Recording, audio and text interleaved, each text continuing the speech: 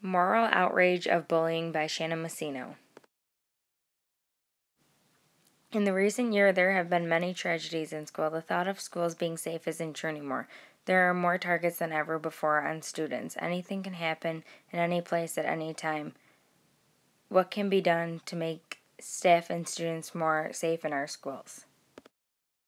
This isn't just because no kids should go to school scared. Looking at these statistics shows how many kids are actual victims of bullying.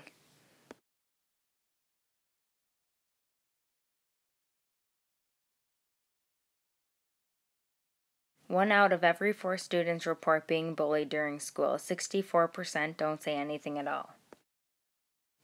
Students in school, 7% were bullied, 9 were threatened or injured with a weapon, 13 reported being in a fight on school property, 21% reported gangs in their school, 29% were offered or given drugs, 36% were hate graffiti, 12% were victims of a hate speech.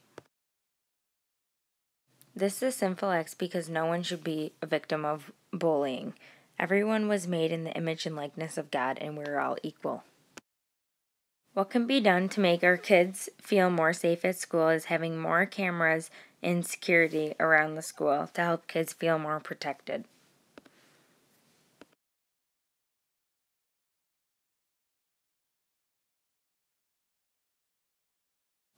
Suicide is the 3rd leading cause of death among young people, resulting in about 4,400 deaths per year, according to the CDC.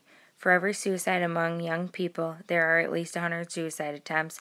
Over 14% of high school students have considered suicide, and almost 7% have attempted it. Bully victims are between 2 to 9 times more likely to consider suicide than non-victims, according to studies by Yale University.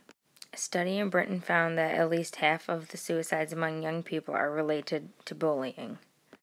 10 to 14-year-old girls may be at higher risk for suicide according to the studies above. According to statistics reported by ABC News, nearly 30% of students are either bullies or victims of bullying. And 1,600 kids stay home from school every day because of fear of bullying. Students with disabilities were more worried about school safety and being injured or harassed by other peers compared to other kids without disabilities.